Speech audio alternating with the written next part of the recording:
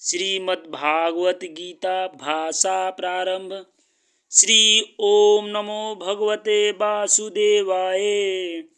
वासुदेवाय विश्वेश्वराय आदि पुरुष अपरंपारिक पुरुषाय नमः।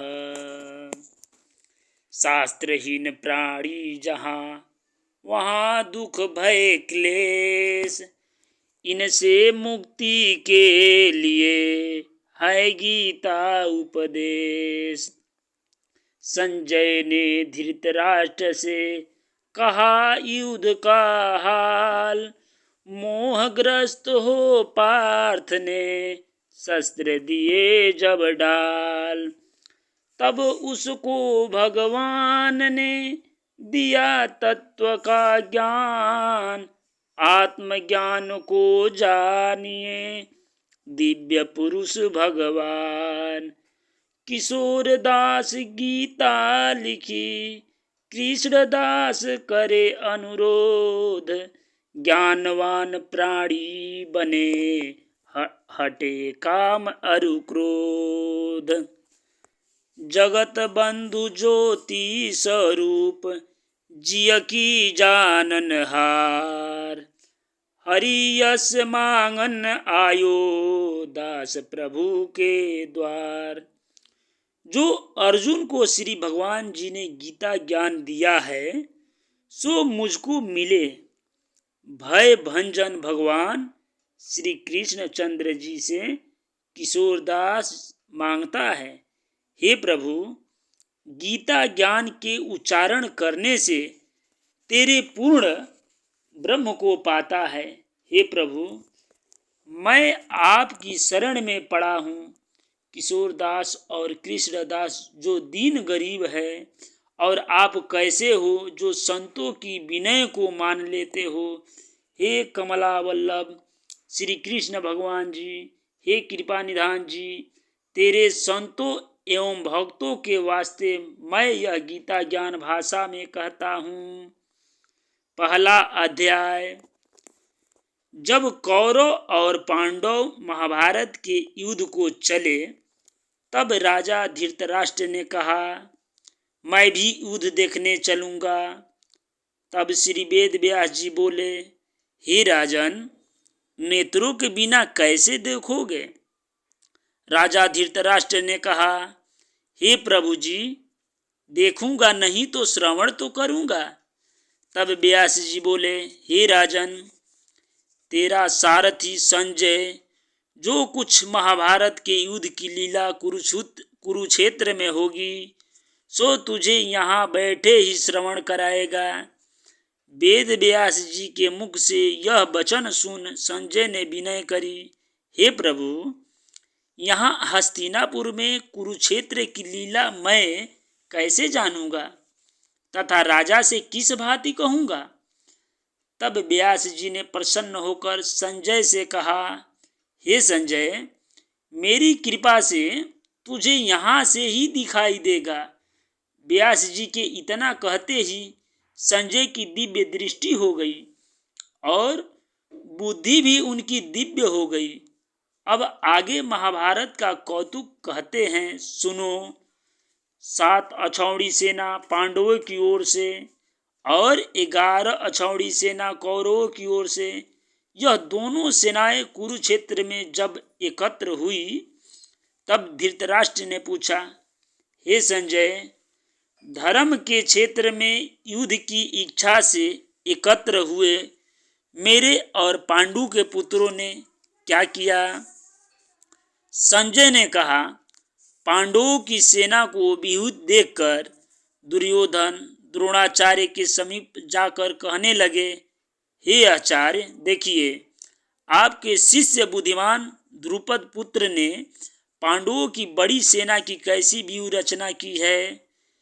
इस सेना में अर्जुन भीम बड़े बड़े धनुर्धारी वीर, युगधान विराट महारथी द्रुपद, धृतराष्ट्र, चेकितान बलवान पुरंजित, कुंती भोज, नरों में श्रेष्ठ शैव्य, पराक्रमी युधामन्यु बलवान, उत्मौजा, अभिमन्यु व द्रौपदी के पांचों पुत्र सबके सब महारथी है। हे ब्राह्मण श्रेष्ठ, आपके स्मरणार्थ अब मैं सेना के प्रधान सेनापतियों के नाम वर्णन करता हूँ। आप भीष्म, कर्ण, युद्ध विजयी, कृपाचार्य, अश्वत्थामा, विकर्ण, सोमदत्त का पुत्र भूरिश्रवा और बहुत से सूरवीर मेरे लिए प्राण तक देने को तैयार हैं। ये लोग शस्त्र चलाने में बहुत चतुर है और सब युद्ध विद्या में प्रवीण है। हमारी सेना जिसके भीष्म रक्षक है अपार बल है और उसकी सेना के जिसमें भीम रक्षक है थोड़ा सा बल है। अब आप सब अपने मोर्चे पर सावधान रहकर सेनापति भीष्म की रक्षा कीजिए। कुरुवृद्ध भीष्म पितामह ने दुर्योधन को प्रसन्न करते हुए और ऊंचे स्वर में गरजते हुए शंख बजाया। फिर चारों ओर शंख, नगाड़े, ढोल, गौमुखादि अनेक बाजे बजने लगे, जिनका बड़ा भयंकर शब्द हुआ। इसके अंतर सफेद घोड़ों के रथ पर बैठे माधव श्री कृष्ण और पांडव अर्जुन ने भी दिव्य शंखों को बजाया। श्री कृष्ण ने पांचजन्य और अर्जुन ने देवदत्त नामक शंखों को और भीषण कर्म करने वाले भीम ने पौड्रक नामक बड़े शंखों को बजाया। कुंती पुत्र धर्मराज युधिष्ठिर ने अनंत विजय, नकुल ने सुघोष, सहदेव ने मणि पुष्पक तथा महान धनुधर काशीराज शिखंडी, धृष्टद्युम्न, विराट, अपराजित सात्यकी, राजा द्रुपद और द्रौपदी के पांचों पुत्र तथा महाबाहु अभिमन्यु, इन सब वीरों ने अपने अपने शंखों को बजाया। उन शंखों के भारी शब्द से आकाश और पृथ्वी गूंज उठी और धृतराष्ट्र के पुत्रों के हृदय कांप उठे। हे राजन, अर्जुन ने कौरवों को युद्ध के लिए प्रस्तुत देखकर श्री कृष्ण जी ने कहा, हे अच्युत, मेरा रथ दोनों सेनाओं के बीच में खड़ा कीजिए, जिससे मैं युद्ध करने वालों को देख लूं कि इस रणभूमि में मुझे किन किन के साथ युद्ध करना चाहिए। दुर्बुद्धि दुर्योधन से प्रीति करने वाले जो संग्राम के लिए यहाँ एकत्र हुए हैं उनको देख सकूं। संजय कहने लगे, हे राजन, अर्जुन की बात सुनकर श्री कृष्ण जी ने भीष्म, द्रोण आदि वीरों के सामने उत्तम रथ को खड़ा करके कहा, हे वीर, संग्राम के लिए उद्यत इन कौरवों को देख लो।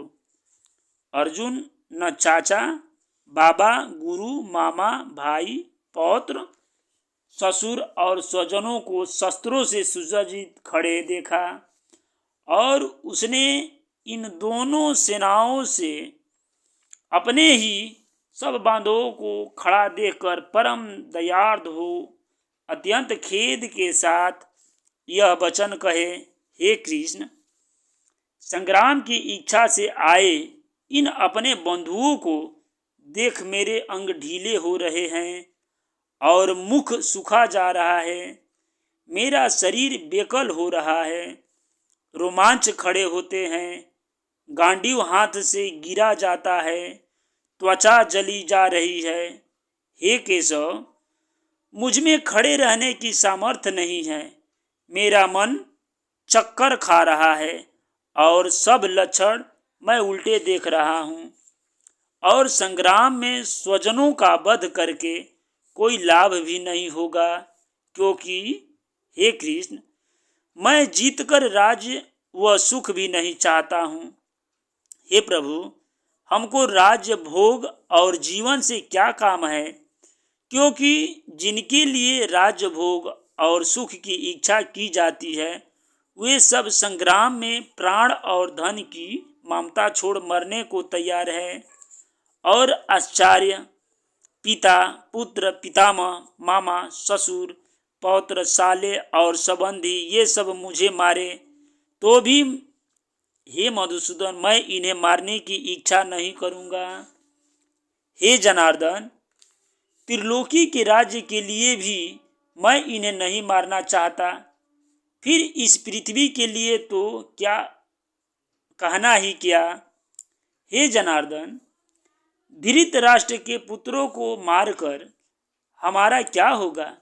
इन आतताइयों का वध करने से पाप ही होगा। इसलिए हमें अपने भाई धृतराष्ट्र के पुत्रों को मारना अनुचित है। हे माधव, स्वजनों को मारकर क्या हम सुखी रह सकते हैं। सब लोभ के वशीभूत है और कुल के नाश करने तथा मित्रद्रोह करने में पाप को नहीं देखते। कुल नाश को जानते हुए भी हमको इस पातक से क्यों नहीं दूर रहना चाहिए। कुल का नाश होने से कुल के प्राचीन धर्म नष्ट हो जाते हैं, फिर धर्म नाश होने से कुल में पाप बढ़ता है। हे श्री कृष्ण, पाप से कुल की स्त्रियां व्यभिचारिणी हो जाती है, जिनसे वर्ण संकर संतान उत्पन्न होती है। वह वर्ण संकर जिन पुरुषों ने कुल को नष्ट किया है, उनको तथा उस कुल को नरक में पहुंचाते हैं, क्योंकि श्राद्ध तर्पणादि बंद हो जाते हैं। वर्ण संकर बनाने वाले दोषों से कुल ध्वंसों के जाति धर्म और कुल धर्म निरंतर नाश हो जाते हैं। हे जनार्दन, मैंने बराबर सुना है कि कुल धर्म नष्ट होने से निश्चय नरक वास करना होता है। हाय, हम बड़ा पातक करने को तैयार हैं, जो राज्य सुख के लाभ से अपने स्वजनों को ही मारने की कोशिश कर रहे हैं। मुझे शस्त्र रहित एवं उपायहीन को रणभूमि में बांध कर डाल दे तो मेरा बहुत कल्याण हो।